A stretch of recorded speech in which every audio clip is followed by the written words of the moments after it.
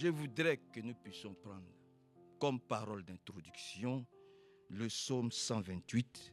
Et là, c'est pour notre sœur Noémie Noël et aussi pour notre sœur Kiko. Et aussi, c'est pour nous tous. Alléluia. Gloire à Dieu. Le psaume 128, qui va être la parole d'introduction. Le temps est contre nous. Il y a du bonheur lorsqu'on est fidèle à Dieu. Le psaume 128. Le verset 1 dit, « Heureux tous ceux qui sont fidèles au Seigneur. » Amen. Heureux tous ceux qui sont fidèles du Seigneur. Heureux tous les fidèles du Seigneur. Ceux qui suivent le chemin qu'il a tracé. Le résultat de leur travail, c'est toi qui en profiteras. Amen. Je suis dans le psaume 128. J'ai pris le premier verset. Heureux tous les fidèles du Seigneur, ceux qui suivent le chemin qu'il a tracé. Le résultat de ton travail, c'est toi qui en profiteras. Heureux seras-tu, comme tu seras bien pour toi. Heureux seras-tu, comme tout ira bien pour toi. Amen. Alléluia. Je recommence. Heureux seras-tu, quand tout ira bien pour toi. Chez toi, ta femme sera comme une vigne fertile. Et tes fils autour de ta table comme de jeunes oliviers. Voilà comment sera béni l'homme qui est fidèle au Seigneur. Maintenant, viens. Viens la chose. Que le Seigneur te bénisse depuis le temps de Sion. Alors, aussi longtemps que tu vivras, tu jouiras du bonheur de Jérusalem et tu pourras voir les enfants de tes enfants. Au nom de Jésus-Christ. Alléluia. Seigneur, nous remettons tout dans tes mains. Nous voulons te dire un grand merci pour notre patriarche, notre bon frère, Neple Nino, qui a demandé à ce que nous puissions te dire merci pour les enfants que tu as épargnés de la mort. Oui, Seigneur. Le malheur atteint souvent le juste. Mais la Bible dit que Dieu l'en délivre toujours. Et comme nous savons que tes bontés ne sont pas épuisées, que chaque matin se renouvellent, et nous croyons à cela. Et comme nous croyons aussi que tu as des projets de bonheur pour nous. Il n'y a aucun projet de malheur pour ceux qui croient en toi. Il n'y a que des projets de bonheur. Seigneur, nous appuyons sur tous ces versets bibliques. Nous voulons te dire un grand merci et une profonde reconnaissance pour ce que tu as fait pour ton serviteur, pour ta servante et pour leur descendance au nom du Seigneur Jésus-Christ. Sois vraiment remercié, exalté, glorifié. Merci de tout cœur au nom de Jésus-Christ. Merci aussi pour cette petite assemblée.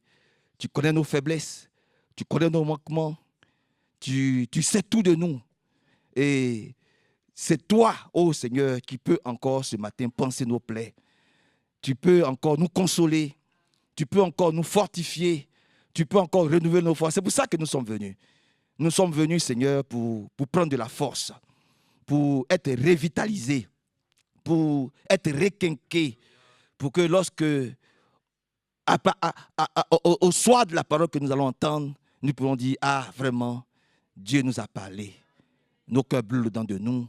Nous réjouissons de ce que nous avons reçu. Bénis particulièrement notre sœur Noémie.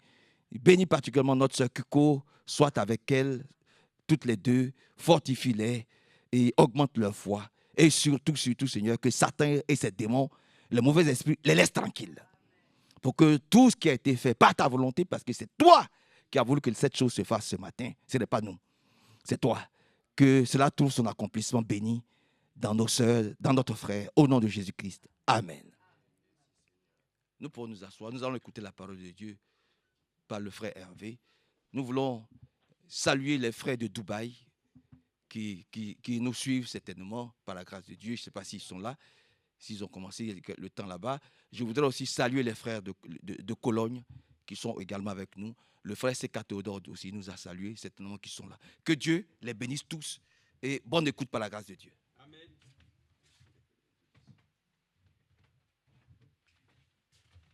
Viens donc à l'instant même, t'enrôler sous la croix de notre ami fidèle, de Jésus, roi des rois. Amen. C'est un beau cantique, n'est-ce pas? Mais il ne faut pas rester simplement au cantique. Il faut que nous puissions demeurer fermes dans la parole de Dieu pour que nous puissions simplement, comme il a été dit ici dans le psaume 128, nous réjouir déjà de toutes les choses que Dieu nous a réellement accordées dans sa grâce. Notre frère Léon est parti avec sa maman en vacances au Portugal et juste la semaine d'avant, il avait dit aussi que, juste en venant à la réunion de prière, il avait sorti d'une rue de Vénissieux et quelqu'un était arrivé aussi à une telle vitesse. Il a dit, je ne sais pas comment j'ai pu éviter un tel accident. Il semble qu'aujourd'hui, l'ennemi essaie de nous mettre dans des situations, comme nous l'avons dit, pour nous intimider. Il essaye de nous mettre dans des situations par lesquelles il veut aussi nous pousser dans nos retranchements. Mais gloire soit rendue au Seigneur. C'est notre Dieu qui détient les épreuves. Ce n'est pas lui qui nous impose des épreuves. C'est notre Dieu qui permet les choses qui nous arrivent dans notre vie afin que nous puissions être affermis dans nos voies, que nous puissions le découvrir dans la puissance de sa résurrection, que nous soyons à même de pouvoir réellement persévérer ainsi dans ses voies, mais c'est lui qui décide des combats. Et l'ennemi va dire, moi j'ai mon mot à dire. Il n'a pas de mot à dire. Aujourd'hui, ce n'est pas lui que nous voulons entendre, c'est notre Dieu. Alors, vous allez dire, mais de toute façon, ce n'est pas lui qui parle. Mais dans le raisonnement, il peut s'exprimer. Donc nous voulons laisser la place au Seigneur afin qu'il puisse lui parler. Nous n'avons rien à voir avec les ténèbres. Nous n'avons rien à voir, frères et sœurs, avec l'idolâtrie. Nous n'avons rien à voir avec la magie. Nous n'avons rien à voir avec le monde. Nous avons à voir avec les choses que Dieu lui-même nous a accordées dans son amour. Et ces choses-là sont si précieuses pour nous que nous voulons encore porter nos regards dans la sainte parole de Dieu, parce que nous le savons, ceux qui ont plongé leur regard dans la loi parfaite de l'Éternel sont heureux. Donc nous pouvons encore réellement plonger nos regards ce matin dans la sainte et précieuse parole de Dieu. Le frère nous a lu une chose tout à l'heure dans Ésaïe 53, et je l'ai marqué ici. Là encore une fois ce matin, nous le disons, personne n'est le souffre-douleur de personne. Il y a des gens qui souffrent dans leur travail. Il y a des gens qui sont souffre-douleurs, qui vivent des situations terribles. Et nous pouvons l'avoir aussi dans différentes circonstances. On peut être le souffre-douleur de quelqu'un. Mes frères et sœurs, ce matin, nous le disons, nous ne sommes le souffre-douleur de personne. Pourquoi? Parce que nous sommes sous la garde et la protection de Dieu. Donc nous n'avons pas besoin de souffrir pour quelqu'un. Lui, il a souffert pour nous. Donc ce matin, nous voulons le dire, nous ne voulons plus souffrir. De la manière dont nous souffrons, en nous laissant imposer des didactes de l'ennemi. Non, la seule chose que moi j'accepte, c'est ce que Dieu lui permet. Nous ne pouvons plus accepter qu'il y ait ainsi, je dirais, une autorité autre que celle du Seigneur. Il a pu l'occasion maintenant de nous dire ce que nous devons faire. Tout nous vient de celui qui nous a dicté ces ordonnances. C'est terminé de recevoir le conseil encore de je ne sais qui. Le conseil nous vient de Dieu qui a créé les cieux et la terre. Donc, plus d'intimidation, plus à se laisser aller comme des souffres-douleurs. Non, ici, nous ne sommes pas là, frères et sœurs, pour supporter simplement, je dirais, tout ce que le monde lui-même ne reconnaît pas à travers notre foi. Non, nous voulons souffrir pour le Seigneur, pour le Seigneur. Nous ne voulons plus souffrir à cause des autres, nous voulons souffrir à cause de la cause que le Seigneur lui-même nous a demandé de défendre en nous. Christ en nous, l'espérance de la gloire. Donc ce matin, nous ne voulons plus souffrir à cause de choses sur lesquelles Ainsi, le diable voudrait nous dire, mais écoute, encore une fois, tu es encore bien prisonnier, tu es encore dans ton corps de chair. Donc, le Seigneur lui-même nous l'a dit ce matin. Il nous en a délivrés en faisant de nous de nouvelles créations. Ah, il n'aime pas ça, hein? Une nouvelle création. Nous sommes une nouvelle création en Jésus-Christ. C'est une vérité selon le principe de la nouvelle création, Jésus-Christ. Ainsi, nous l'avons entendu, Dieu lui-même s'est manifesté dans la chair. C'est Jésus-Christ, le principe de la nouvelle création. C'est lui et lui seul. C'est par lui, en lui, pour lui et avec lui que nous nous trouvons ce matin à marcher dans le Seigneur. Le psaume que nous avons lu, le psaume 128, fait partie de ce que j'ai marqué du psaume 120 au psaume 134. Ce sont des cantiques qui doivent nous aider pour la route vers la demeure céleste. Et vous verrez qu'à chaque fois, il est parlé de chemin. Et nous pouvons le dire aussi, et nous le retrouvons à travers l'Évangile, notre Seigneur Jésus-Christ, il est le chemin. Et ce chemin, c'est ce que nous voulons ainsi encore comprendre ce matin. Quel type de chemin le Seigneur a tracé pour chacun d'entre nous? Mais c'est un chemin qui est rocailleux. C'est un chemin, comme avait dit notre frère ainsi, du Burkina que m'avait reçu. Non, c'est mon frère Bado. Mon frère Bado m'avait dit, quand il était venu en France, nous étions juste sur une petite route, mais goudronnée. Oh, il m'avait dit, frère, si simplement nous pouvions avoir l'état de cette route ici dans notre pays, combien nous serions heureux. Nous pourrions tracer, nous pourrions aller d'un autre point à un autre point, nous pourrions faire marcher notre économie. Il dit, avec une route qui, pour nous, nous paraissait déjà pas forcément en très bon état. Mais là-bas, ce ne sont que des nids de poules, ce ne sont que pour la plupart ainsi des routes intérieures, que des chemins. Mais, frères et sœurs, le chemin que le Seigneur nous a tracé n'est pas une autoroute. Ce n'est pas ainsi une voie où nous sommes très à l'aise. Humainement parlant, nous marchons sur un chemin difficile. Mais c'est le chemin des méprisés du Seigneur. C'est le plus beau des chemins. Car lui-même a fait des promesses. Quand bien même ton pied serait ainsi à vriller, lui-même prendra soin pour le restaurer, afin qu'il puisse continuer jusqu'à ce que nous remportions le prix dans notre course. Donc, c'est important que nous puissions voir ce matin, juste à travers un exemple que nous connaissons tous. Mais pourquoi est-ce que nous ne pourrions pas prendre des exemples par lesquels ainsi, justement, nous tirons un contexte favorable pour nous? La parole de Dieu nous accorde la grâce d'avoir ainsi le témoignage de ceux qui ont marché dans la foi. Alors moi, je veux puiser, amen, de ce qu'ils ont expérimenté et du résultat qui réellement a été manifesté. C'est pour ça qu'il est écrit de prendre modèle sur ceux qui ont marché d'une manière digne de l'Évangile. Si vous commencez à regarder les choses qui vous semblent bonnes, mais que cela vient du monde, dites-vous tout de suite que ça vous conduira à l'échec. Parce que notre modèle se trouve dans la parole de Dieu. Le modèle n'est pas le monde. Alors encore une fois, nous le disons, ne nous laissons pas ainsi influencer par le monde. Nous l'avons entendu hier. L'influence des hommes nous conduit à la catastrophe. L'influence du Saint-Esprit nous conduit à la vie éternelle, nous conduit à découvrir ainsi la plénitude divine. Elle nous donne les moyens de nous affermir dans ses voies. Donc le chemin que nous marchons est un chemin béni. Mais c'est un chemin dont la porte déjà au départ est peu large. Mais c'est ce qui est écrit. Heureux ceux qui ont emprunté cette voie. Donc ne pensez pas que nous allons ainsi encore pouvoir marcher aisément dans ce monde. Ce n'est pas vrai. Dans ce monde, nous y trouvons que de l'opposition. Nous y trouvons que simplement l'incrédulité. Mais dans la maison de Dieu, nous y trouvons la foi.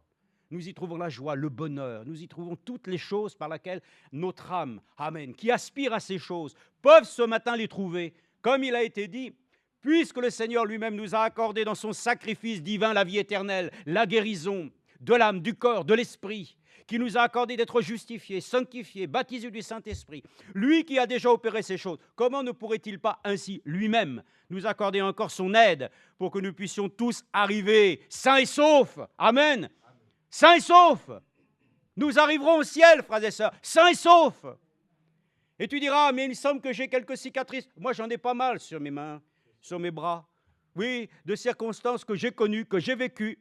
Il y en a une qui n'est pas ainsi celle que je pourrais rendre témoignage. Mais pourtant, elle rend témoignage pour moi de ma vie. Mais il y en a d'autres, ce sont ainsi le résultat de certaines situations qu'on a vécues, qu'on s'est blessé. Mes frères et sœurs, je rentrerai non pas avec ce vieux corps, parce que lui-même m'a dit, pour toi et pour moi, que nous aurons bientôt revêtu l'incorruptibilité. Alors ainsi, les traces qui sont dans notre chair, frères et sœurs, vont disparaître. Mais pour l'instant, elles sont, frères et sœurs, nos souffrances, nos expériences, elles sont un signe authentique par laquelle sera valu la peine que nous ayons eu à porter ainsi de ces fardeaux dont le Seigneur nous dit que nous ne devons pas le porter tout seul. Lui-même, il nous accorde la grâce de nous dire, tu dois porter ta croix, mais avec moi. Encore une fois, allons-y de l'avant tous ensemble. Laissons le Seigneur nous aider, nous accorder ainsi à tous de pouvoir être conscients que ce sera avec lui et toujours avec lui, que nous pourrons ainsi parvenir au but qu'il a fixé. Seigneur, c'est même toi qui vas nous appeler un jour. C'est toi qui vas nous dire de monter à ta rencontre. Ce n'est pas nous qui allons décider du jour et du moment, mais lui qui connaît le temps et le moment appellera son épouse. Et lorsqu'elle entendra son nom, elle n'aura pas de difficulté à quitter ces lieux terrestres. Pourquoi ? Parce que nous aurons été préparés pour que nous soyons réellement libérés de tous les poids ainsi qui peuvent encore aujourd'hui essayer de nous appesantir, pour essayer encore de nous donner quelques attirances. Il n'y a plus d'espoir pour cette humanité, nous le savons. Mais notre espoir repose dans l'espérance du retour de Jésus-Christ que nous avons chanté. Alors nous voulons lire un texte dans Daniel chapitre 6, versets 20 à 24. Et quand je lis ceci, je me dis, mais qu'est-ce que nous pouvons encore tirer d'un texte sur lequel tout le monde l'a tellement déjà entendu, tellement déjà ainsi lu et relu. Ah oui, mais on avait lu aussi déjà Isaïe 53. Vous aviez déjà lu qu'il était le même hier, aujourd'hui et éternellement. Ça, on l'a tous lu, mais nous avons besoin de relire. Parce que la profondeur appelle la profondeur. Peut-être que nous avons encore lu de manière superficielle, mais nous comptons sur la grâce de Dieu, parce que lui-même, il nous accorde d'en savoir toujours un peu plus au sujet de sa parole, journellement. Tous les jours, il ajoute à ta connaissance quelque chose qui vient s'ajouter, amen, pour parachever l'œuvre qui est déjà parfaite. Le Seigneur t'a déjà vu parfait. Il nous a déjà vus. Pourquoi ? Parce qu'il a déjà vu la fin avant le commencement. Donc, il a vu son chef-d'œuvre. Il a déjà vu. Donc, il sait déjà qui en est réellement présent. Donc, c'est ainsi qu'alors nous n'avons pas à nous inquiéter. Et lorsque nous lisons des choses et que nous pensons que nous les avons déjà lues, considérons qu'elles sont nouvelles. Que nous puissions dire aujourd'hui, oui, certainement que nous avions peut-être déjà eu l'occasion de le lire, mais nous le relisons aujourd'hui, sous l'éclairage du Seigneur, pour que nous puissions saisir et comprendre comment, ainsi, ce qui s'est déroulé dans les temps anciens doivent être encore pour nous aujourd'hui d'actualité. L'histoire de Daniel, l'histoire ainsi de ce qui s'est passé à travers tous ceux qui ont été dans l'Ancienne Alliance, sont des faits qui aujourd'hui ont leur place pour nous dans notre existence. Parce que c'est le Dieu qui a conduit leur vie. Et le Seigneur a conduit leur vie dans un temps où la loi était proclamée. Mais nous vivons avec le même Dieu, dans une nouvelle alliance. Par la grâce de Dieu, nous vivons dans l'alliance par le sang, ce qui fait que nous avons le même Dieu. Nous vivons avec les mêmes promesses, nous vivons avec les mêmes actions, mais nous vivons ainsi, frères et sœurs, non plus simplement avec la loi, mais nous vivons avec celui qui a accompli cette loi. Et celui qui accomplit la loi en ta vie et en ma vie nous accorde alors de comprendre comment même les choses se sont déjà déroulées lorsque nous voyons ce qui est dit ici, là, dans Daniel chapitre 6, verset 20. On va le lire simplement. C'est Daniel quand il a été dans la fosse aux lions. Oui, je me souviens, que Dieu les bénisse d'ailleurs, que ce soit tous ceux que le frère a déjà mentionnés, des assemblées qui sont des assemblées lointaines pour nous. Mais nous sommes si près les uns des autres. Nous sommes un dans l'amour de Dieu. Et je pensais au frère Isaac, quand il était venu aussi à Lyon, nous avions visité les arènes. Nous avions visité aussi là où les chrétiens ont été persécutés. C'est pas si vieux que ça, dans le fond. Le frère regardait toutes ces choses, il disait, voilà, oui, l'histoire de l'Église s'est aussi déroulée ici. Mais elle s'est déroulée là-bas, à Lyon, dans les arènes, mais c'est aujourd'hui qu'elle se déroule ici. Hein. C'est là où le Seigneur aussi travaille aujourd'hui. Amen. Il ne faut pas simplement rester dans l'histoire. Il faut que nous soyons l'histoire. Il faut que nous soyons aujourd'hui ceux qui sont les contemporains, frères et sœurs, de ce que Dieu lui-même avait annoncé. Je vous enverrai Élie le prophète. Mais nous, on est dedans. Hein. Dans le retour du Seigneur, la promesse, on est dedans. Hein. De la même manière que nous sommes dedans, lorsque le Seigneur l'a dit lui-même, c'est par mes meurtrissures que je vous ai guéris. Nous sommes dedans. Alors soyons dedans, frères et sœurs. Maintenant, soyons réellement rassurés. Nous sommes sur le chemin. Nous n'avons pas sorti du chemin. Et nous sommes pleinement conscients que ce chemin, le Seigneur prend soin. Amen. Alors il est dit ici simplement, regardez, que le roi lui-même aimait ainsi Daniel. Mais vous savez tous les circonstances. Il y avait un édit qui avait été écrit et le roi était obligé de le respecter. Mais cela l'embêtait parce que ça allait à l'encontre, bien entendu, de son amitié avec Daniel. Frères et sœurs, quoi qu'il advienne, nos vies appartiennent au Seigneur. Quelque amitié que vous ayez avec quelqu'un, hein, quelque amitié que vous pourriez entretenir, la seule, c'est celle que nous avons chantée, l'ami fidèle et tendre. Frères et sœurs, les amitiés, les choses que les hommes tissent entre eux, c'est fragile. Mais ce que Dieu lui-même a tissé entre nous, béni soit le lien qui nous unit en Jésus-Christ. Personne ne peut le détruire. C'est ça, frères et sœurs, où repose notre confiance. Nous n'avons pas confiance les uns en les autres, puisque déjà nous-mêmes, on connaît nos points faibles. Alors si moi je vois des points faibles, je sais bien que chez les autres, ça doit être pareil. Hein. Donc quelle confiance nous allons avoir? Nous avons la confiance dans le Seigneur qui nous a appelés, amen, à un même salut, à une même espérance. Nous sommes attachés au même Dieu. Nous le savons, frères et sœurs. Alors nous avons confiance dans ce qu'il a commencé pour l'achever. Et nous avons confiance que ce que lui-même l'a dit, il le ferait pour chacun d'entre nous. Donc, soyons les uns pour les autres un soutien qui ne saurait manquer dans les détresses. Il y a beaucoup de détresse aujourd'hui. Beaucoup de détresse. Le frère l'a dit, beaucoup de maladies, beaucoup de choses qui peuvent nous attrister. Mais par quoi? Parce que nous regardons à quoi? Parce que nous regardons encore aux humains. Nous devons regarder à celui par lequel il est écrit, portant les regards vers Jésus. Le seul qui suscite la foi et l'amène à sa perfection. C'est ça, hein? Donc, regardez maintenant ce qu'il y a. L'amitié était là, mais en attendant, c'est celui qui a mis Daniel dans cette situation qui vient s'adresser à lui le matin, après qu'il a été mis dans cette arène où il y avait des lions. Alors, il est dit ici, le roi se rendit ensuite dans son palais, il passa la nuit à jeun. Il ne fit pas venir de concubine auprès de lui et le sommeil le fuyait. Le roi se leva au point du jour avec l'horreur et alla précipitamment à la fosse aux lions. Et s'approchant de la fosse, il appela « Daniel ! Daniel, tu m'entends? C'est moi ton roi. » On va y mettre un peu, disons, de spectacle. Hein. Frère Branham, il aimait ça aussi, lui. Je me souviens comment il avait prêché à des enfants sur Moïse. Il aimait y mettre un peu ce qu'on appelle un peu de théâtral. Mais moi, j'aime bien aussi, quand je lis la Bible, ne pas simplement la lire comme des lignes droites. J'aime que la parole ait un sentiment. Quand nous puissions réellement nous apparenter à l'action. Et quand tu as l'Esprit de Dieu, tu ne rentres pas dans des extrapolations pour commencer à établir qui devait être comme cela, habillé. Non, tu rentres dans l'action que Dieu était en train de faire. Parce que tu t'identifies, que toi aussi, dans ce monde, tu es dans la fosse aux lions. Tu es dans la fosse aux lions et que tu peux comprendre les difficultés que ton frère ou ta sœur passe.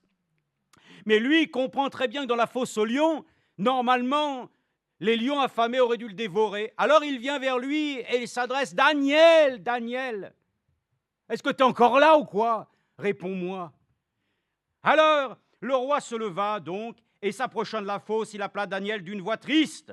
Ah oui, d'une voix triste. Pourquoi? Parce que déjà, il avait dans sa pensée que normalement le résultat était négatif. Eh oui, ça c'est la pensée des hommes.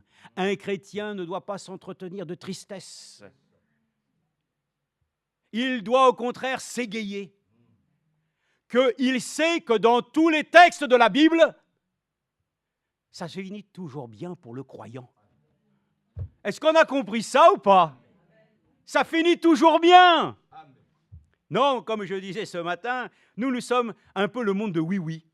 Pourquoi? Parce que nous, on dit toujours oui à la parole de Dieu, oui à la parole de Dieu. Alors, on est un monde où les gens te disent, mais vous êtes vraiment des gens. Oui, frères et sœurs, c'est dans la simplicité.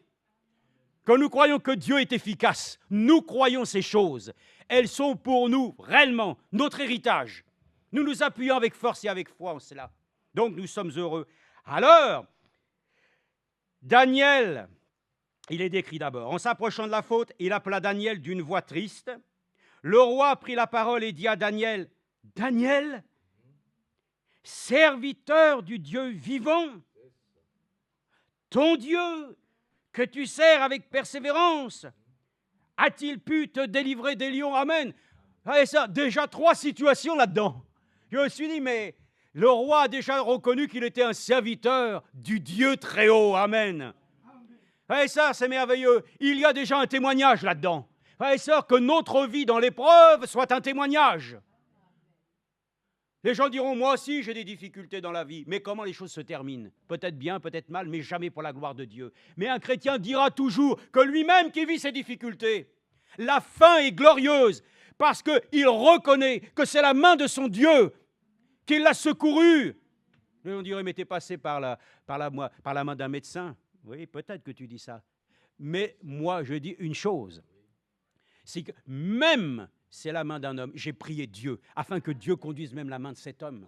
Et on dirait, mais tu vas jusque-là? Oui, nous allons jusque-là. Nous allons là où Dieu se trouve.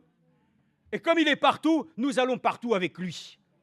Ainsi donc, dans cette difficulté extrême, déjà le roi reconnaît que Daniel est un homme de Dieu. Et qu'en plus, ce Dieu, regardez, il est dit, serviteur du Dieu vivant, ton Dieu, que tu sers avec persévérance. Amen. Oh, la persévérance des saints, c'est une chose merveilleuse. Nous avons besoin de persévérance ce matin. Mais lui-même reconnaissait que Daniel était un homme de Dieu, persévérant.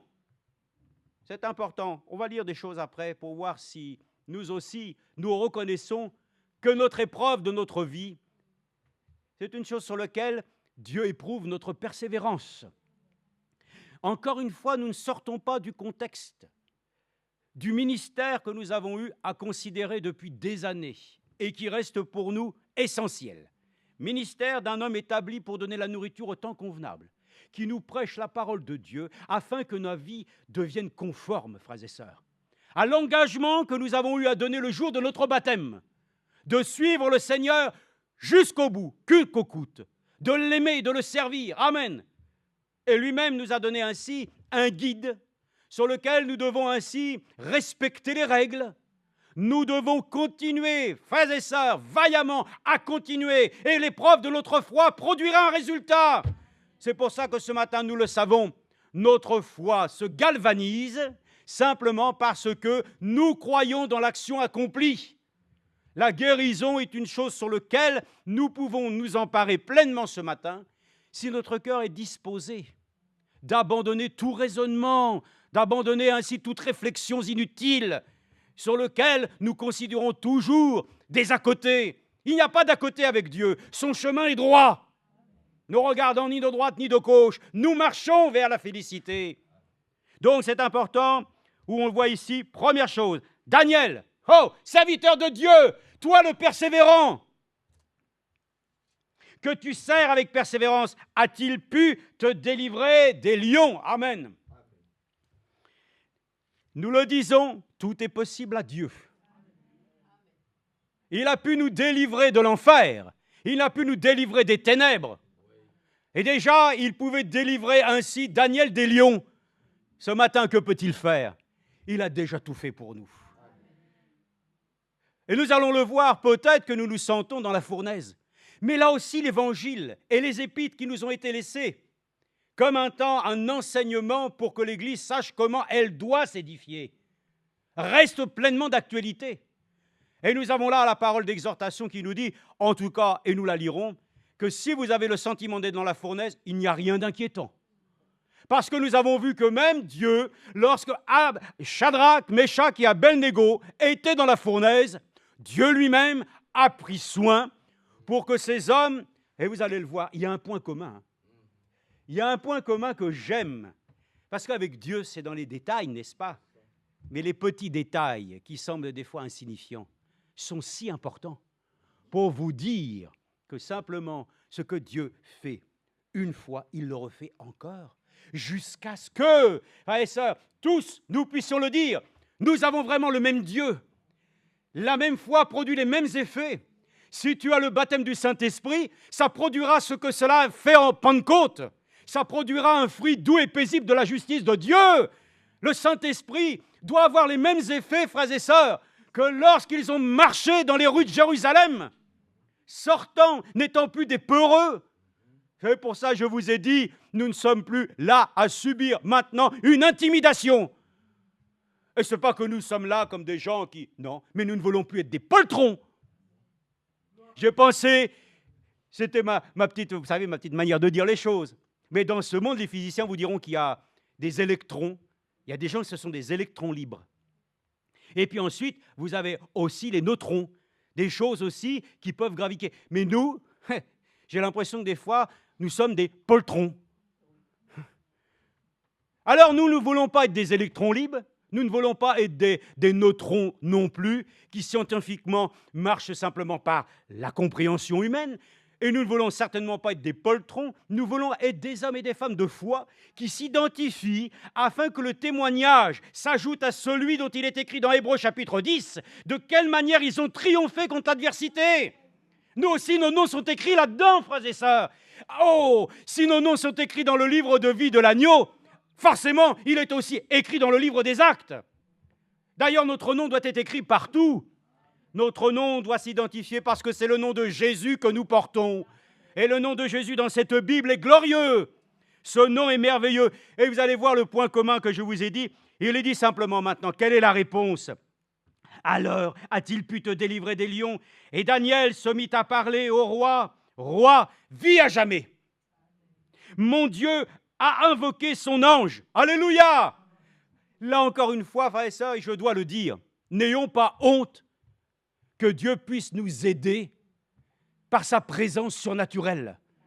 D'ailleurs, elle est indispensable, car nous l'avons vu, nous voyons dans les textes, que même Jésus, lorsqu'il a été au jardin de Gethsémani, c'est relaté dans l'évangile de Luc, par laquelle ainsi lui-même, entrant dans des souffrances intenses, que c'est là que même médicalement on s'est dit, mais oui, c'est possible, que la souffrance est tellement grande, nous l'avons lu, il a souffert pour nous, Sa souffrance était tellement grande que son sang avec de l'eau se sont mêlés pour former des grumeaux.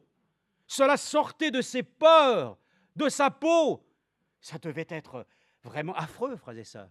Mais il fallait qu'il en soit ainsi pour que nous puissions avoir la vie éternelle. Sa souffrance n'est pas vaine.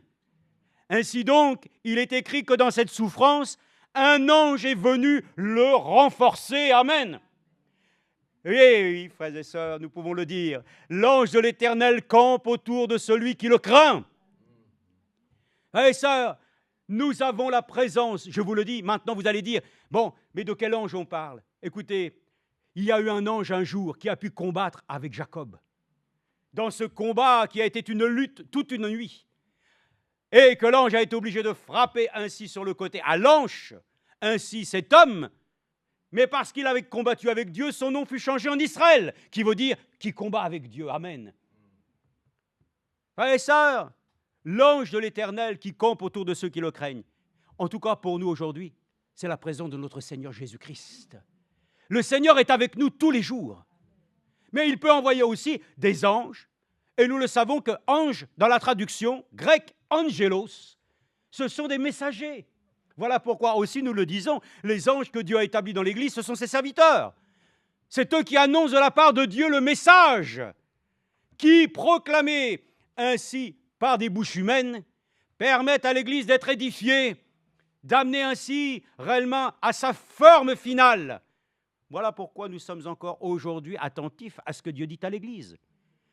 Si vous trouvez une autre méthode, je ne sais pas, vous l'avez peut-être trouvé sur Internet, Mais la seule chose que l'on trouve dans la méthodologie que Dieu a donnée à son Église, c'est dans la Bible. Et c'est dans cette Bible qu'il le dit, qu'il a établi les enseignants. Les gens disent, oh, moi, lui, il est prédicateur. Prédicateur de quoi? Prédicateur de l'Évangile? Prédicateur établi dans quel ministère?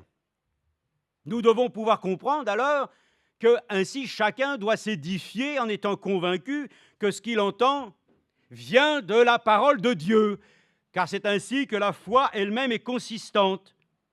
Donc nous voyons toutes ces choses par lesquelles ainsi même le Seigneur a été ainsi aidé par un ange. Alors, on va le lire ici. Regardez dans Actes 12, 9. Prenons des Écritures pour vous montrer qu'aujourd'hui encore, nous sommes gardés. La présence de Dieu à nos côtés est précieuse et que le Seigneur aussi peut envoyer, bien sûr, des anges, comme le Seigneur l'avait fait avec Marie. Vous savez qu'il existe des anges, il y a des archanges, il y a les chérubins. Mais les chérubins, vous les trouvez déjà ne serait-ce que eux qui devaient être placés sur l'arche de l'Alliance, avec leurs ailes. Ah, ils prennent soin de l'œuvre de Dieu. Ils gardent la précieuse parole du Seigneur. Oh, nous le voyons ainsi. Il y a même des choses décrites. On ne va pas parler des anges, mais pour vous dire, les chérubins, les archanges, chefs des armées du ciel. Vous avez Gabriel, vous avez Gabriel, oui, vous avez Michael. Il y en a un qui s'est adressé à Marie. Ah, Marie, nous sommes très heureux. Le Seigneur lui-même nous accorde la grâce de comprendre que nous sommes entourés. Nous ne sommes pas seuls. Nous sommes entourés, gloire à Dieu, non pas d'esprits mystiques. Les gens pensent qu'il y a des esprits partout et tout. Nous, ce que nous voulons, c'est que l'Esprit du Seigneur repose sur nous, en nous, et que ce qui est tout autour de nous aussi, que le Seigneur a placé, nous le considérions. Si nous avons des difficultés dans notre vie, de grandes difficultés, le Seigneur sait pourvoir, en nous envoyant toujours une consolation. Amen. Ainsi donc, il est dit même, un ange m'est venu. Je vais le lire, attendez, on va le lire encore une fois. Il dit, mon Dieu a envoyé son ange et fermé la gueule des lions qui ne m'ont fait aucun mal parce que j'ai été trouvé innocent devant lui et devant toi non plus, ô roi, je n'ai rien fait de mal. Amen.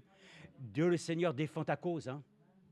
Quand l'ennemi veut t'accuser, tu lui dis, plus de condamnation pour celui qui est en Jésus-Christ. C'est une réalité, frères et sœurs. Il veut nous intimider parce que nous vivons des situations compliquées et difficiles. Il veut nous intimider. Il veut toujours te dire, tu vois, tu es malade, tu as ceci, tu as cela. Mais frères et sœurs, ces choses-là, est-ce que c'est les choses essentielles par lesquelles ainsi nous devons nous-mêmes toujours nous référer? Non. La parole de Dieu le dit, si tu crois dans tout ton cœur, tu seras sauvé, toi et toute ta famille. Si tu crois dans tout ton cœur qu'il a accompli une œuvre de grâce et de guérison, alors on s'empare de ces choses. Mais le raisonnement nous porte toujours à trouver des raisons par lesquelles nous sommes faibles. Nous essayons de toujours expliquer nos situations de défaite. Oh, frère et sœur, mais nous nous relevons au contraire, parce que le Seigneur l'a dit, sois fort. De tes états de faiblesse, Dieu veut révéler sa puissance et son amour, simplement lui faisant confiance. Nous voulons que le Seigneur nous accorde un cœur qui ne soit plus ainsi résistant. Nous n'avons pas été faits d'acier. Nous n'avons pas été faits ainsi de minerai. Non, Dieu a fait de nous un nouveau cœur, sur lequel lui-même il peut y graver ainsi les tables de sa loi. Soyons conscients de Dieu. Ainsi, je veux lire avec vous donc cette écriture de Acte 12, verset 9. Regardez ce qui est dit ici, Acte 12, verset 9. Il est écrit ici, regardez bien, verset même 7. « Et voici qu'un ange du Seigneur survint et qu'une lumière brilla dans la cellule. L'ange réveilla Pierre en le frappant au côté. Puis il dit, lève-toi promptement. Les chaînes tombèrent de ses mains. Et l'ange lui dit, mets ta ceinture et attache tes sandales. Amen. Un ange vient, ça te secoue. Oh, gloire à Dieu. Je suis heureux. Dieu nous a visités dans ce temps. Il a donné un message. Ça a secoué l'Église. Relève-toi, Église, toi qui étais complètement plié. Hein? Toi qui, à travers les âges, avais été rendu complètement séparé, amen, du plan de blé, relève-toi. Moi, je viens et je visite mon peuple. Ainsi, remercions le Seigneur, qui lui-même, ainsi était venu visiter Adam et Ève le soir. Qu'est-ce qui vous arrive, vous? Qui vous a dit que vous étiez nus? Ah, vous avez désobéi, hein? Mais dans l'amour de Dieu, le Seigneur lui-même a été déjà une promesse. Oh, toi, femme, la semence écrasera la tête du serpent. Frères et sœurs, le Seigneur, dans son amour, ne veut pas ainsi que nous puissions croire qu'il se délaisse de nous, qu'il se lasse de nous.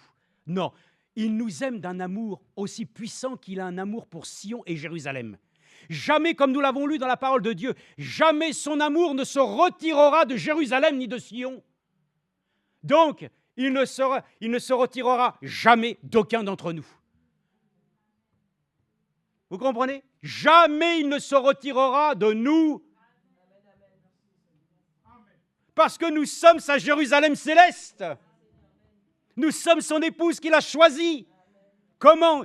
Il l'a choisi au hasard. Il a pris un annuaire téléphonique et il a choisi des noms au hasard.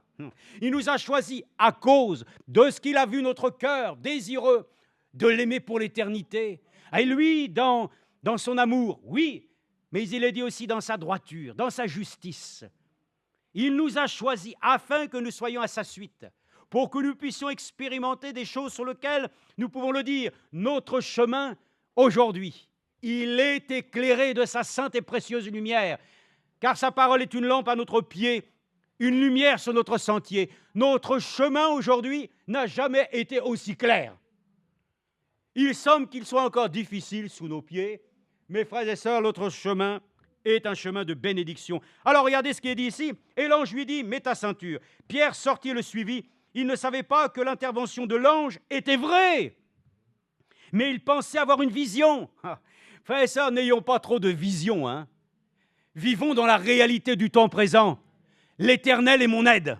Il est avec moi, il prend soin. Quand nous marchons, nous allons à un endroit. C'est lui qui est avec nous. Il nous accompagne. Et il prend soin, frères et sœurs, d'être lui-même à l'action pour nous. Il défend fait et cause. Je le dis encore, et comme nous l'avons dit, nous ne sommes plus des souffres-douleurs de l'ennemi. Non, non, non, non, non. La seule chose qui a autorité sur nous, c'est notre Dieu. Il n'y a que lui. Nous appartenons au Seigneur. Nous ne sommes plus, frères et sœurs, dépendants d'aucune chose qui nous lie au monde. Nous sommes morts au monde. Nous appartenons à Jésus-Christ. Il n'y a que lui qui a autorité sur toi. C'est fini. Le sang est ton bouclier. Tout ce qui t'arrive, il n'y a que Dieu qui le permet. Il le dit lui-même. Qu'il nous accorde la grâce maintenant de nous permettre, frères et sœurs, de pouvoir prospérer dans ses voies. Et que nous puissions maintenant le dire. Alors, nous nous relevons, prenant conscience que notre situation n'est pas une situation qui doit être médiocre. Nous avons une situation bien heureuse. Bien heureux, amen. Bien heureux ceux qui vivent l'espérance du retour de Jésus-Christ. Ils sont heureux, ils sont joyeux. Parce que, oui, mais les choses du temps présent ne pourraient pas être à comparer à la gloire qui doit venir. Alors, nous voyons bien qu'ici, il est dit ici, Pierre sortit, le suivit. Il ne savait pas que l'intervention de l'ange était vraie, mais il pensait avoir une vision. Non, frères et sœurs, c'est la réalité. Croyons-le. Les choses invisibles qui nous entourent, le Seigneur lui-même les a établies pour nous garder et nous protéger. Ainsi donc, nous voyons Daniel, lui-même le reconnaît, un ange. Un ange est intervenu, il est dit. Et alors, la gueule des lions ne se sont pas ouvertes. Oui. Et ils n'ont fait aucun mal. Regardez maintenant. Parce que j'ai été trouvé innocent devant lui, et devant toi non plus, ô toi, je n'ai rien fait de mal. Regardez, tous nous devons comparaître au tribunal de Christ. L'ennemi nous accable et essaie de nous accuser. Où est l'accusateur des frères? Nous le savons. Mais nous pouvons le dire, il n'y a plus de condamnation. La lettre déchirée, elle est déchirée, frères et sœurs. Qui va essayer de pouvoir encore recoller les morceaux? C'est fini, c'est terminé. Ainsi donc, même quand tu apparaîtras au tribunal de Christ, rassure-toi, tu seras innocent. Le frère l'a dit tout à l'heure, nous avons été pardonnés, nous avons été innocentés. Amen. Parce que lui, il a payé le prix pour toi. C'est lui qui a porté ton accusation. Il y a un avocat auprès du Père qui témoigne favorablement ce matin. Ne nous laissons plus, frères et sœurs, sous la tyrannie de celui qui a été vaincu. Disons-le, nous appartenons au Seigneur. Tout ce qui veut nous nuire, c'est une chose, mais nous résistons. Et nous persévérons, proclamant la victoire de Golgotha. Nous revendiquons notre droit. Oh, vous avez des droits, vous les enfants de Dieu? Ben oui, tiens, tu l'as dit. Mon droit, c'est d'être enfant de Dieu. Car l'Esprit du Seigneur témoigne à mon esprit, je suis enfant de Dieu. Tu n'appartiens à aucune autre autorité. Il faut s'en libérer ce matin. Les liens doivent être brisés. Je lis maintenant la chose qui a été ici. Je fus trouvé innocent devant lui, et devant toi non plus, ô roi, je n'ai rien fait de mal. Alors le roi eut une grande joie et ordonna de faire retirer Daniel de la fosse. Écoutez, Daniel fut retiré de la fosse et on ne trouva sur lui aucune blessure parce qu'il avait eu foi en son Dieu. Amen. Frères et sœurs, regardez ce qui est dit aussi quand la fournaise a été chauffée cette fois plus fort. Il est dit que quand ils sont sortis, ils ne sentaient même pas la fumée. Frères et sœurs, lorsque nous aurons terminé toutes les épreuves de notre vie, là-haut, je vous l'ai dit, il n'y aura aucune trace de mal, parce que Dieu lui-même nous aura accordé ce qu'il nous a promis. Et où nous pourrons le dire, après avoir revêtu l'incorruptibilité, nous pourrons le dire, ô mort, où est ton aiguillon? Frères et sœurs, nous sommes heureux, ceux qui traversent les épreuves, qui traversent les difficultés, ils en sortiront vainqueurs. C'est ce que Dieu nous dit, le témoignage est vrai. Et si nous devons passer à travers la difficulté, regardons à l'issue glorieuse. Amen. Oh, gloire à Dieu, que nous ne soyons pas là dans une confusion, que nous soyons là ce matin sans une espérance réelle. Frères et sœurs, ce que nous croyons ce matin est lié au surnaturel de Dieu, c'est vrai, mais il est lié à des réalités bibliques. Le témoignage de Dieu est vrai, sa parole est vraie. Cela nous a été laissé afin que nous puissions ce matin nous appuyer avec assurance sur des faits qui sont tangibles, sur lesquels nous le disons, oui, nous le croyons Seigneur. Il y a tant et tant de témoignages qui nous prouvent que ce matin, encore, le Dieu qui a agi de ce temps reculé et ce Dieu qui est avec nous ce matin, ainsi lui-même l'a dit, je suis avec vous tous les jours. Par cela même, celui qui est avec nous, vous croyez qu'alors, il aura ainsi une pensée différente? Dieu ne change pas le sens de sa parole. Ce qu'il a dit reste vrai pour toujours et pour l'éternité. Amen. Donc nous voulons lire dans Daniel, c'est une chose, Daniel 3, 22, je lis ça. Ce récit contient en lui-même plusieurs choses. Alors on résume. Serviteur du Dieu vivant, persévérant, l'ange est venu, trouvé innocent, aucune trace. Oh, frère et sœurs, ça fait beaucoup de choses. Mais dans la vie d'un croyant, c'est ça. Notre témoignage doit pouvoir ainsi nous amener dans ces situations à pouvoir le dire. Ceux qui ont foi en Dieu connaîtront ce genre de situation. Amen. La foi en Dieu triomphe. Nous sommes plus que vainqueurs, c'est vrai, par celui qui nous a aimés. Donc, Daniel 3, 22, ici il est écrit, à cause de l'ordre du roi qui était sévère, et parce que la fournaise était extraordinairement chauffée, la flamme tua tous les hommes qui avaient été jetés. Mais Shadrach, Meshach et Abednego, ces trois hommes, amen, tombèrent liés au milieu de la fournaise ardente. Et tout ce que vous voyez, c'est parce qu'ils ont eu foi en celui qui était présent avec eux. Où était le Seigneur? Il est dit que les hommes ont regardé et ils ont vu, mais nous quand même, on n'est pas fort en mathématiques, mais moi j'ai vu 1, 2 et 3. Quoi? Oui, moi j'en vois 4. Comment ça? Mais change de lunettes. Non, je te dis, regarde, mais ils sont 4. Eh oui, frères et sœurs, le Seigneur est toujours avec les siens. Il est toujours avec nous. Voyez-vous, sa présence est indispensable ce matin. Oh, que je suis heureux de marcher avec lui. Alléluia! Marchons sur le chemin accompagné. C'est ainsi qu'alors, si tu as encore même peut-être des doutes, alors aie confiance, Car ceux qui étaient sur le chemin d'Emmaüs, repartant, discutant des faits, de tout ce qu'ils avaient vu, un homme est arrivé. De quoi vous parlez? Ah, mais ne sais-tu pas, toi, tous les événements qui se sont déroulés? Non, mais dites-moi. Bon, voilà, écoute, c'est au sujet de Jésus, d'accord? Et lui-même les a enseignés, amen. Oh, remercions que sur le chemin, nous sommes enseignés de Dieu. Dieu prendra soin, et je vous l'ai dit, il envoie ses messagers.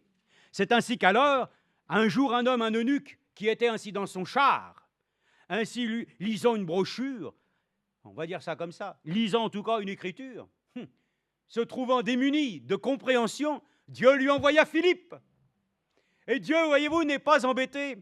Il a fallu que Philippe prenne l'autocar et les choses comme ça pour qu'il se trouve à l'endroit où... Mais quand la chose était finie, il n'y a eu plus besoin ainsi de transport en commun. Dieu l'a transporté en esprit directement. Amen. Il y a des choses curieuses avec Dieu. Hein. Il y a des moments, il semble qu'il nous fasse passer par un chemin avec toutes sortes d'étapes, alors que ça pourrait être beaucoup plus facile. Mais il l'a fait avec Israël. Et il a dit, je ne vais pas les faire passer par le chemin le plus court, de peur qu'ils ne changent d'avis. Il les a fait passer par un chemin beaucoup plus long. Ah oui, beaucoup plus long. Hein? Mes frères et sœurs, quand à un moment donné, le Seigneur ainsi a fait son œuvre, il n'y aura plus de transport en commun. Nous partirons directement dans l'enlèvement. Amen. Donc, frères et sœurs, l'issue de toutes ces choses, c'est toujours glorieux. Ainsi donc, Philippe lui-même s'entretient. Qu'est-ce que tu lis, toi? Ah ben justement, il est en train de lire Ésaïe 53. Et de qui on parle? Ah oui, de qui on parle? En peu de temps, la conviction est née dans le cœur de cet homme au point qu'il a dit, mais alors, qu'est-ce qui m'empêche d'être baptisé? Amen. Et vous voyez des fois des croyants qui sont là, qui mettent du temps et tout. Mais si tu crois dans ce qui a été accompli, ne tarde plus, frères et sœurs, ne tarde plus. Bon, que ce soit pour le baptême ou pour toute autre chose, toute décision doit être prise avec conviction. Et si le Seigneur lui-même te convainc ce matin, amen, de péché, tu viens à la repentance. Mais si le Seigneur t'a convaincu de ce qu'il a accompli pour toi, tu es guéri. Si tu es convaincu que réellement c'est lui qui était avec ces hommes et qui dans le processus les a amenés à être des vainqueurs, nous aussi, nous sommes plus que vainqueurs avec ceux qui elles-mêmes nous ont témoigné que nous avons nous-mêmes déjà aussi, dans bien des situations, expérimenté ces choses. Mais nous voulons le dire, regardez maintenant comme les Écritures le disent, dans 1 Pierre 4,12, 1 Pierre. Lisons parce que de toute façon, nous ne pouvons pas nous détacher de cette Écriture. Nous sommes liés, frères et sœurs. Ah oui, nous sommes liés, non pas avec les pieds et les mains, avec des cordes, mais nous sommes liés dans notre cœur. Amen. Parce que chaque parole de Dieu est oui et amen. À qui d'autre pourrions-nous aller comme conseil ce matin? Lui qui nous parle de la fournaise, mais qui le dit ici dans 1 Pierre chapitre 4, verset 12. Ainsi, bien-aimés, ne soyez pas surpris de la fournaise qui sévit parmi vous pour vous éprouver, comme si vous arrivait quelque chose d'étrange. Mais non, il n'y a rien d'étrange, il n'y a rien de bizarre dans tout ça. Mais au contraire, réjouissez-vous de participer aux souffrances du Christ, afin de vous réjouir aussi avec allégresse. Alléluia! Réjouissons-nous, les noces de l'agneau sont annoncées. Réjouissez-vous. C'est là une situation qui peut être équivoque pour certains. Comment on peut parler de fournaise, d'épreuves, de difficultés et de réjouissance? C'est un non-sens, n'est-ce pas, pour l'homme? Mais c'est parce que l'homme voit. L'homme nouveau voit qu'ainsi, comme Paul a pu le dire, mourir m'est un gain. C'est-à-dire, il ne fait plus cas de sa vie. Et ça, notre vie, nous voulons en prendre soin, ça c'est sûr. Nous voulons que notre être puisse être réellement au service du Seigneur. Mais quoi qu'il advienne, comme le cantique que nous avons chanté, qu'il vienne ou que je parte, je suis à lui. Et nous devons le dire, notre chemin doit nous conduire, quoi qu'il advienne, à celui qui nous a préparé la place. On ne va pas ailleurs, frères et sœurs. Nous allons là où le Seigneur a préparé la place. Alors, si tu crois que les choses qui t'arrivent sont des choses curieuses, il est dit, au contraire, réjouissez-vous de participer aux souffrances du Christ, afin de vous réjouir aussi avec allégresse, lors de la révélation de sa gloire. Si vous êtes outragés pour le nom de Christ, vous êtes heureux, car l'Esprit de gloire, l'Esprit de Dieu repose sur vous. Que nul de vous ne souffre comme meurtrier, comme voleur, comme malfaiteur ou comme se mêlant des affaires d'autrui, mais si, comme chrétien, qu'il n'en rougisse pas, qu'il glorifie plutôt Dieu à cause de ce nom. Car c'est le moment où le jugement va commencer par la maison de Dieu. Or, si c'est par nous qu'il débute, quelle sera la fin de ceux qui n'obéissent pas à l'évangile de Dieu? Amen. Réjouissons-nous, frères et sœurs. Quoi qu'il advienne, le Seigneur nous a déjà donné une issue. L'issue est glorieuse. Alors, il est vrai que nous sommes des privilégiés dans notre temps. Parce que si nous voulons aussi peut-être nous poser la question, quel temps aurions-nous aimé vivre? Question qui a été posée à Frère Branham. Mais lui, il a répondu, mais bien réfléchi, c'est le temps même qui m'a été assigné. Parce que c'est le temps à la fois d'un monde qui périt, mais c'est aussi le temps de l'accomplissement de la promesse du retour de notre Seigneur Jésus-Christ. Et c'est la plus belle chose, parce qu'il est dit, c'est dans ce temps-là que même les vivants seront changés en un instant, en un clin d'œil. Ils ne passeront pas par la mort. Donc, nous avons aussi pour nous des promesses qui nous concernent. Sachons aussi nous les approprier, amen, pour que nous puissions alors le dire, Seigneur, il en va du témoignage des enfants de Dieu qui doivent vivre ces choses promises. Et nous sommes heureux qu'il le fera, gloire à Dieu. Regardez, oui, nous voulons considérer aussi cette parole de Jude rapidement, mais pour nous dire, ne nous trompons pas, ne nous laissons pas avoir. Tout ce qui brille n'est pas de l'or. Maintenant, il est dit, quand bien même quelqu'un qui vient te prêcher monts et merveilles, il a l'aspect de l'éclat et de la beauté et de la lumière. S'il prêche un autre évangile, qu'il soit anathème. Faisons très attention, frères et sœurs. Tout ce qui est, je le dis aujourd'hui, malheureusement, avec grande tristesse, vous pouvez être déçus de beaucoup de situations, de comportements de personnes qui se disent chrétiens. Mais rassurez-vous, vous êtes de vrais croyants. Et s'il y a de mauvais croyants, s'il y a des incrédules parmi nous, ça nous a été annoncé d'avance. Nous sommes d'abord dans le temps des faux oins. Et nous sommes dans le temps où il y a toujours la présence des trois sortes de croyants. Et comme je l'ai dit, dernièrement, nous avons une assemblée nationale qui est composée de 3 grands groupes, à peu près 25%. Mais Dieu n'a jamais dit que dans son Église, il y a 25% de véritables croyants, de simili-croyants et de faux. Non, nous sommes un petit troupeau. Il n'y a peu, frères et sœurs, qui croient réellement. Et ça peut nous achoper, de voir tant de désordre. Oui, mais frères et sœurs, encore une fois, nous devons même passer à travers ces choses pour nous dire, parce que nous croyons dans la véritable Église du Dieu vivant, qui ne sera pas celle de choisir une assemblée modèle. Ça n'a rien à voir. Dieu va venir bientôt chercher sa parole. Il viendra prendre un ici, 2 là-bas, et ainsi constituer lui-même le corps. Frères et sœurs, préparons-nous, ô Dieu, à sortir même de ce que le Seigneur lui-même a établi pour le temps dans notre vie terrestre. Quand viendra le Seigneur pour enlever son épouse, nous allons quitter toutes les structures humaines. Tout ce que nous avons connu disparaîtra. Nous allons connaître, frères et sœurs, une cité dont Dieu est l'architecte et dont cette cité s'est préparée comme une épouse s'est préparée. Amen. Oh, frères et sœurs, ne regardons plus les choses comme nous les vivons ici. Ici, il y a encore les hommes, il y a les femmes, il y a les mariages. Là-haut, il n'y aura plus de toutes ces choses. C'est fini. Restons sobres, restons dans l'équilibre, frères et sœurs. Ne vous laissez pas tromper par des choses qui semblent résonner tellement belles. Examinez et éprouvez toutes choses à la parole de Dieu.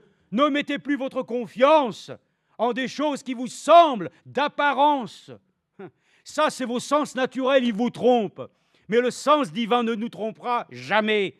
Alors voilà pourquoi il est dit dans Jude, c'est triste à dire, mais il faut le dire comme ça, Dieu a suscité des personnes qui sont tes aides. Mais regardez ce qu'il dit ici dans Jude 1, il est dit, Jude, serviteur de Jésus-Christ, frère de Jacques, à ceux qui sont appelés aimés de Dieu. Bon, que la miséricorde, la paix et l'amour vous soient multipliés. Oui, amen. Bien-aimés, comme je désirais vivement vous écrire au sujet de votre salut commun, je me suis senti obligé de le faire, afin de vous exhorter à combattre pour la foi qui a été transmise au sein une fois pour toutes. Alléluia. Le combat est identifié. Nous combattons pour la foi. Frères et sœurs, il faut que nous ayons la foi pour l'enlèvement. Ne commencez pas à entendre ceux qui vous disent la foi pour l'enlèvement, tu dois savoir les 7 tonnerres. Non, ce que tu dois avoir, c'est les paroles de la vie qui, dans ton cœur, ont été reçues avec foi selon l'ordre divin, selon ce que Dieu lui a établi dans son Église pour annoncer avec les bouches autorisées, mandatées, comme on dit, afin que nous recevions ce que Dieu lui-même nous a dédié de recevoir. La foi ne viendra pas, frères et sœurs, d'expérimentation avec des choses qui sont hors gabarit.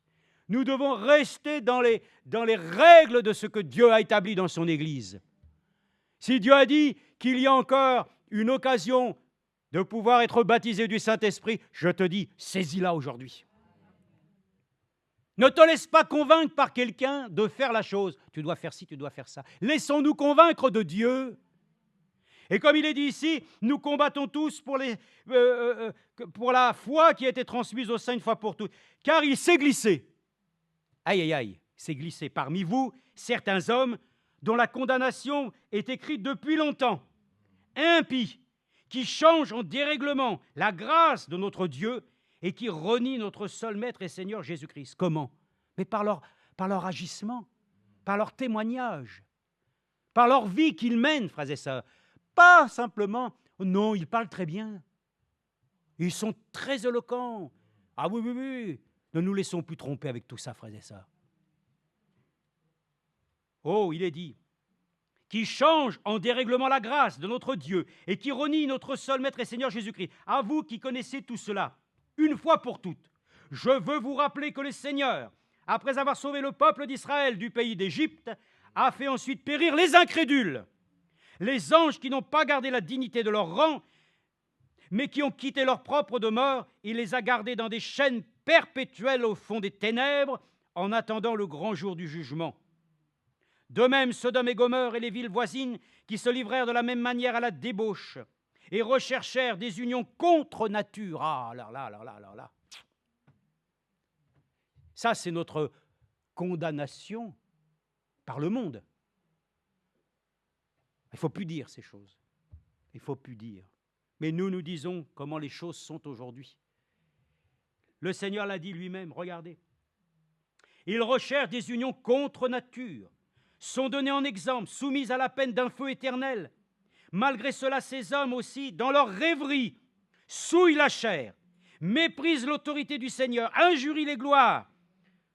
Or, lorsqu'ils contestaient avec le diable, ils discutaient au sujet du corps de Moïse, l'archange Michaël n'osa pas porter contre lui un jugement injurieux, mais il dit que le Seigneur te réprimande.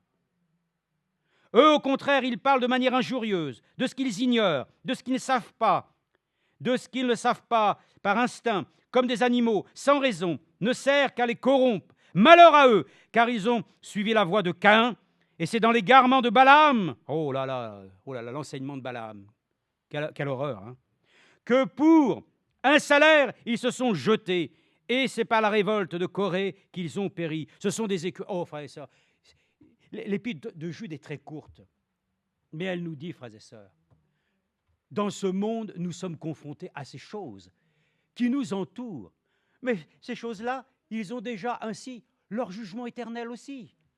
Donc, ne nous laissons pas vraiment troubler par ces choses que nous pouvons voir et entendre. Ça fait partie du programme. Mais le programme pour nous, frères et sœurs, c'est que ce sont les élus de Dieu qui sortiront ainsi dans le triomphe de toutes leurs épreuves.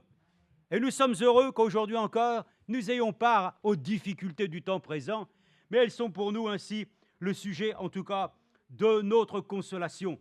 La persévérance, il est dit ici, regardez dans Apocalypse 2, nous le disons maintenant, le temps avance, mais soyons persévérants.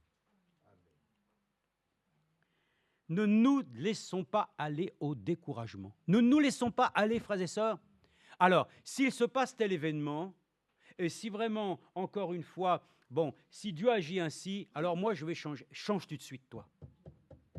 Change d'abord toi-même tout de suite. Fais confiance à ton Dieu. Il prendra soin de toutes choses. Amen. Soyons persévérants de continuer à prêcher l'Évangile qui nous dit « Déchargez-vous sur lui de tous vos soucis ». Ne vous inquiétez pas, recherchez d'abord le royaume des cieux. Le reste vous sera donné. Est-ce qu'on n'a pas inversé les choses? D'abord, notre préoccupation, c'est de rechercher les choses qui vont satisfaire nos besoins terrestres. Et ensuite, Dieu passera ensuite. Non, Dieu doit être le premier. C'est lui qui passe en premier.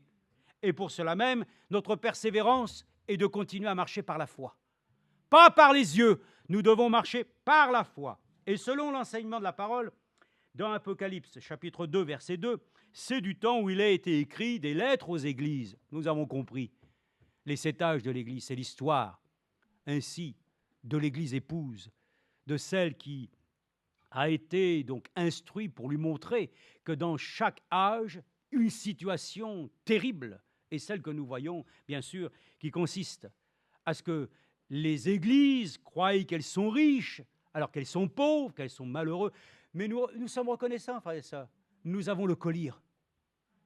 Nous avons la parole de Dieu, amen. Elle a lavé, frères et sœurs, nos yeux pour que nous puissions voir, alléluia, que le seul qui nous enrichit, c'est lui. Nous ne sommes pas riches, frères et sœurs. Nous n'avons pas besoin d'avoir des églises sur lesquelles ainsi nos bâtiments ainsi reflèteraient ainsi notre prospérité. Ce que nous voulons montrer, c'est que notre prospérité repose, amen, dans ce qui a été dit dans les temps les plus reculés. Je n'ai ni argent, ni or, mais au nom de Jésus-Christ, lève-toi et marche. C'est ce que nous voulons ce matin, frères et sœurs. Sans argent, sans heure, nous dire à les uns les autres, crois au Seigneur Jésus. Saisis maintenant, amen, la vie éternelle. C'est aujourd'hui jour de grâce. C'est encore jour de grâce pour toi, pauvre pécheur. Viens donc à l'instant même. Bon, d'accord, ok. Mais c'est ça. Frères et sœurs, nous avons besoin, comme il est dit ici, je connais, écoutez bien, c'était dans le premier âge, l'église d'Éphèse, je connais tes œuvres, ton travail et ta persévérance, je le sais. Je ne peux supporter les méchants. Tu as éprouvé ceux qui se disent apôtres et ne le sont pas, et tu les as trouvés menteurs. Oui, il faut persévérer. Il faut toujours rechercher la vérité. Et il faut savoir combattre le mensonge. Mais nous n'avons pas de puissance pour le mensonge. Nous n'avons que de puissance pour la vérité de Dieu. Amen. Tout ce qui s'oppose, frères et sœurs, doit être décrié par la parole de Dieu écrite. C'est la seule chose. Nous n'avons pas argumenté, certains disent ceci, en fonction des événements encore qui se passent dans ce monde. Chacun veut pouvoir ainsi prouver, ainsi par de l'argumentation, que nous sommes arrivés dans le temps de la fin. Mes frères et sœurs, moi, ce n'est pas le monde qui me dirige. C'est Dieu qui m'a convaincu. Au point où nous en sommes arrivés, c'est l'Esprit de Dieu.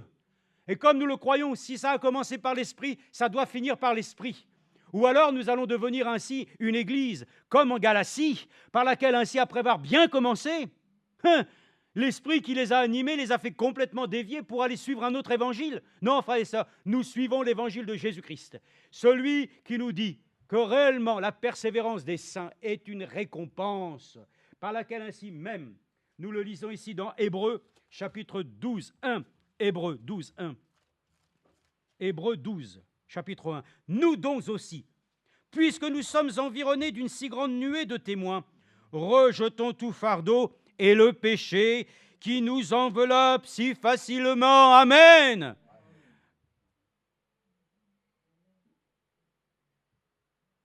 On a honte de dire Amen parce que nous savons que c'est la vérité. Oh non, Billy, on va le lire, va, t'inquiète pas, on va terminer par ça, va. Ah oui, on va le lire. 2 Corinthiens 1. 2 Corinthiens 1. C'est un verset qui nous a touchés cette semaine, mais qui doit encore, non pas simplement nous toucher, je dirais d'une manière juste dans, vous savez ce que Frère Franck a dit, dans la première zone. Non. La deuxième zone, c'est pas mal, mais il faut que ça descende jusque dans la troisième. Il faut que ça vienne sceller notre âme. Ainsi donc, il est dit, oui, nous rejetons tout fardeau et le péché qui nous enveloppe si facilement. Et courons avec persévérance. Mince, avec mon genou, je commence à avoir des difficultés, moi, à courir. Mais enfin, je continue. Et je persévère parce que dans le fond, le Seigneur aussi guérit. Et je me suis dit en moi-même, oh, bah de toute façon, c'est normal, c'est les signes de la vieillesse. Oui, mais moi, j'ai des promesses aussi que le Seigneur renouvelle. Ah oui, oui, il redonne des forces nouvelles, amen. Donc, je ne veux pas commencer à me laisser non plus dire que, parce que simplement, oui, il a vu tout. Ben oui, ben d'accord, ok. Mais simplement, nous avançons avec des promesses. Et Dieu nous dit, oui, je suis capable de créer en vous. Amen, le frère l'a dit, des reins nouveaux, des choses nouvelles, amen. Et je me suis dit en moi-même, même mes yeux fragilisés, Dieu peut capable de créer, ça c'est sûr. Vous allez dire, mais ça va te servir à quoi? Pour le glorifier.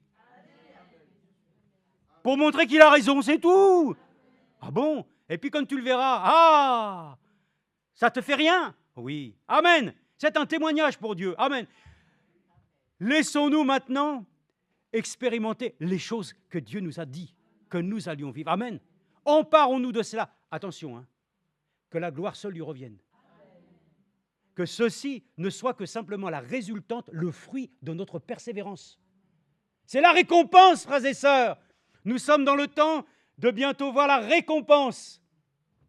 La récompense. Oh, et courons avec persévérance l'épreuve qui nous est proposée. Oh, pas d'obligation, hein. Oh, celle-ci, je la choisis parce que ça va aller. Celle-ci, non, non, je ne vais pas la prendre, Seigneur. Hein. Mais, frères et sœurs, vous avez tous compris le langage ici. Tu n'as pas le choix. Tu n'as pas le choix. Pourquoi? Parce que tu l'as dit toi-même, que ta volonté soit faite. Tu l'as dit ou pas? Vous l'avez dit ou pas? Nous l'avons tous dit dans nos prières, que ta volonté soit faite. Et puis après, on vient rechigner. Ah non, non, on ne veut pas trahir le Seigneur.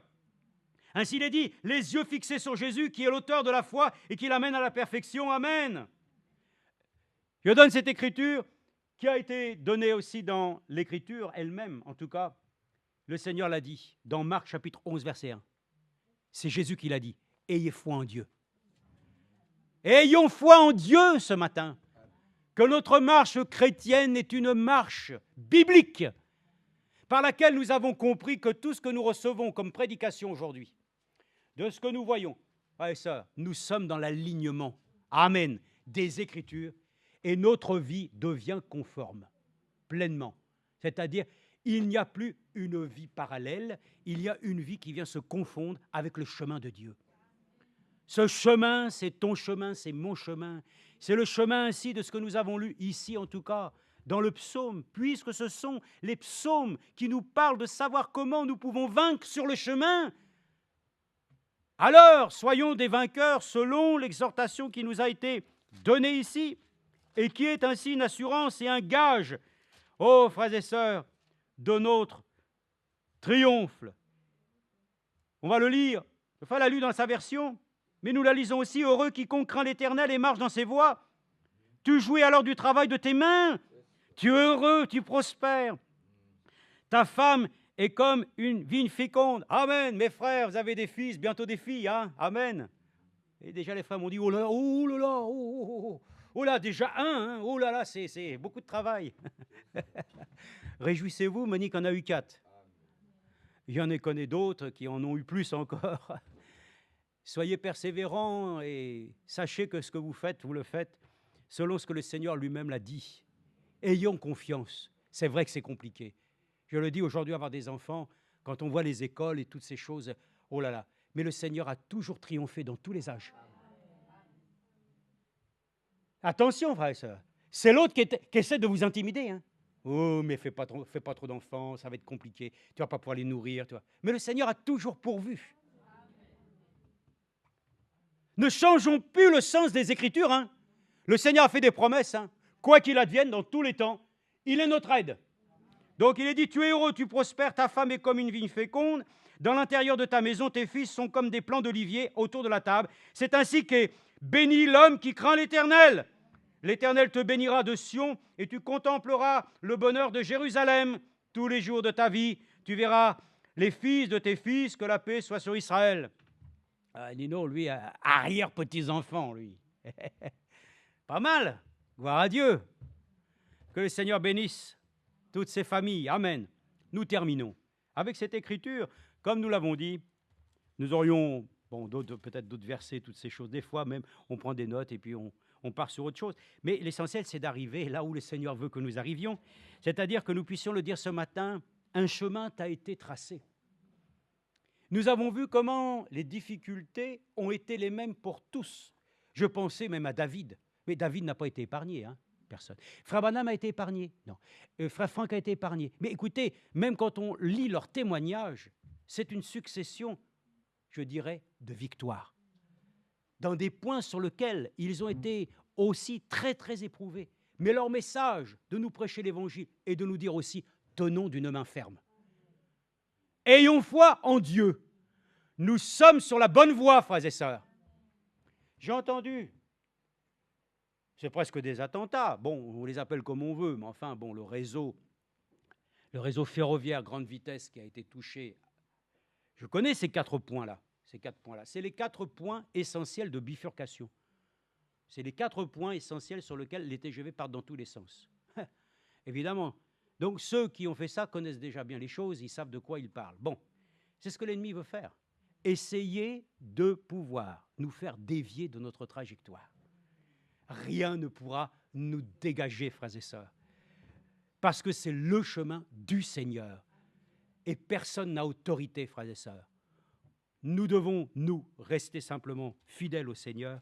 Et comme nous le disons ici dans 2 Corinthiens, chapitre 1, et nous terminons avec ça, 2 Corinthiens, et nous croyons que le Seigneur nous bénira, comme il a été dit, afin que nous puissions goûter toutes les bénédictions que le Seigneur a prévues pour chacun d'entre nous. Ça sera, disons, crois, le point de conclusion. Celui qui veut être béni ce matin, celui qui veut avoir part à tout ce que Dieu a promis, doit accepter de pouvoir les recevoir à travers le chemin de souffrance, le chemin de difficulté, mais un chemin glorieux, sur lequel nous éprouvons, voilà, toute notre persévérance, toute notre affection pour Dieu. Après des années, vous rendez-vous compte qu'après tout ce qui nous est arrivé parfois dans les situations, et puis nous sommes encore là à dire « Oh, merci Seigneur ». Les gens disent « Mais ces gens-là, ils sont quoi? Ils sont reconnaissants à Dieu. » Que le Seigneur nous accorde un caractère divin pour que nous ne puissions pas partir avec des cœurs orgueilleux en disant « Ah, nous savons que c'est grâce à lui qui nous a accordé son bon esprit. » Et comme nous allons le voir, si nous avons son bon esprit, alors nous pouvons le dire tous ensemble et nous pourrons certainement ensuite prier un instant. Mais regardez, c'est dans 2 Corinthiens, chapitre 1, verset 18. Il nous est dit « Aussi vrai que Dieu est fidèle, la parole que nous vous avons adressée n'a pas été oui et non. Amen. » Il n'y a pas, frères et sœurs, un langage par lequel, même Jacques l'a dit, que ton oui, que ton non soit non. Dieu ne nous dit pas une chose pour qu'ensuite nous puissions faire différemment. Dieu prêche sa parole et il dit les choses qu'il dit parce qu'il les pense. Et lorsqu'il dit ces choses, en prêchant la parole du Seigneur, c'est de ne pas vous amener à avoir une autre pratique.